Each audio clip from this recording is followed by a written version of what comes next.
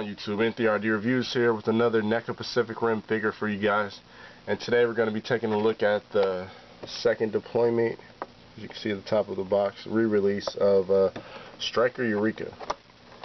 If you guys were not aware, if you missed out on these, the first distribution that they had, they actually re-released them. Striker and this guy right here, my favorite, Crimson Typhoon. This is the original, but they re-released him as well. I didn't pick that one up. And yeah, as you can see, I picked this one up for 16 bucks at Frankensons, which is a great price. These are going for like 50 to 100 bucks for these. That's the only figure I missed during the original release. So this redistribution is actually really good, especially if you're going to open the figure. Why would you pay $100 for a figure then open it? So yeah, if you missed out like me, go ahead and pick these up. I picked this up at Frankensons, but they also have them on ToysRUs.com right now.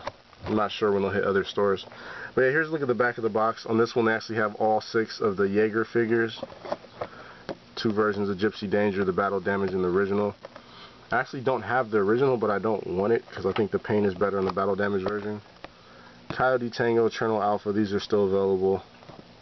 And Crimson Typhoon and Striker Eureka. I'm not sure if they'll release another Gypsy after they did too, but yeah. The top of the packaging is still the same, the large picture. Mark V Jaeger. But yeah, that's pretty much it for the packaging. Let's get this guy out and have a closer look at him. Alright, before I get into the review, just wanted to point out that on this version, his blades are actually wrapped in plastic. If you guys have the original, let me know if they did that on the original as well. But yeah. Alright, so here we have Striker out of package, and first impressions, it's a really nice figure. I like the color overall. And again, this review won't be too long. I'm sure you guys have seen a billion reviews of this guy. But yeah, I just wanted to check him out. This is my first time owning one, so yeah, quick overlook of the figure. I actually selected this one because of the little paint wear in the chest. I thought that was cool. The guy had about 8, so I had a few to choose from. This one was pretty good. I didn't really notice too much paint slop in any of the figures, so I don't know if they had that on the original, but this second wave is really well done. Nice paint overall. Just look at the back of the figure. It was nice that they came with a little the nuclear bomb that attached on the back that he was carrying. But yeah, either way, really nice figure.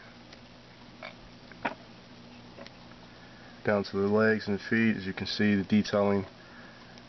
A nice dry brushing of black over this grayish blue color.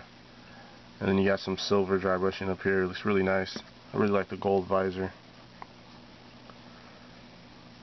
But yeah, overall, really nice figure. If you guys have the original, let me know if the color looks any different to you guys. I know the color looks different in person than it does in video, so I couldn't tell you. But yeah, let's move on to articulation. Alright, on to articulation. If I didn't mention before, this is the Australian Jaeger in the film. It's the last Jaeger to be built, and it's piloted by the father and son of Hercules and Chuck Hansen. So yeah, one of the the top 2 major Jaegers in the film. The other 2 had such a short, battle. This one was pretty important. But yeah, on to articulation. We'll start with these blades. They're actually removable. As you can see, they pop off. I'm actually going to get those out of the way for this part of the review. Just look at those close. Smaller one. The top one's a little longer. Sorry. Top one's a little longer than the bottom. And both sides pop out. Fairly easy. Alright, so we'll start with the head. It can swivel back and forth, a little stiff right out of the packaging, and there's a bit of a tilt, as you can see. Not really much up and down. You can get a slight notch, but I wouldn't really consider that anything. Arms can rotate that far up. There's no swivel at the bicep, but there's actually a rotation at the shoulder piece, which you can rotate a full 360. No wrist swivel still, but it can bend pretty far in, pretty far back. The waist has a very tight swivel and a slight ab crunch, sort of from the side, as you can see. Legs can go out about that far, but are hindered right here by this piece that brunches up against the waist, not allowing it to go any farther than that. kick about that far up, really far back, which was kind of weird. Single jointed knee. There is a ankle swivel and a very tad ankle rocker, if you want to consider it that. There's no two pieces in the foot area like we've seen on, I think it was N3RD Alpha, might be mistaken. The second piece that allowed the ankles to have a little better articulation, but fairly standard. Again, I don't have the original version of this guy. If you do, let me know if the articulation is similar or exactly the same as that one. I don't see why it wouldn't be. But yeah, fairly decent articulated figure. Not the best, but certainly not the worst. But yeah, there's articulation on that guy. Alright, for a size comparison, here we have all 5 Jaegers next to each other.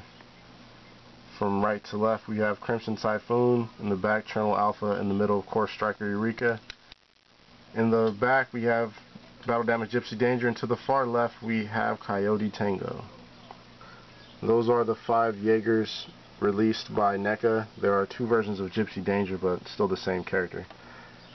But yeah, there they are side by side. Of the 5 actual figures, my favorite 2 will still have to be Crimson Typhoon and N3RD Alpha. I really like the articulation on those. But yeah, they all really look nice and they look very well together. There are the 7-inch NECA Jaeger figures. Alright, here Striker is next to Trespasser and Battle Damage Knifehead. They're in pretty good scale with one another. And here he is next to one of his nemesis in the film, Leatherback. Pretty good scale with those 2. And finally, here he is next to 2014 NECA Godzilla and SH Comic-Con Explosion Godzilla. They are 6 inches and he stands about an inch taller than those 2. So there's that. Alright, so final verdict on this guy. I'm glad I picked him up.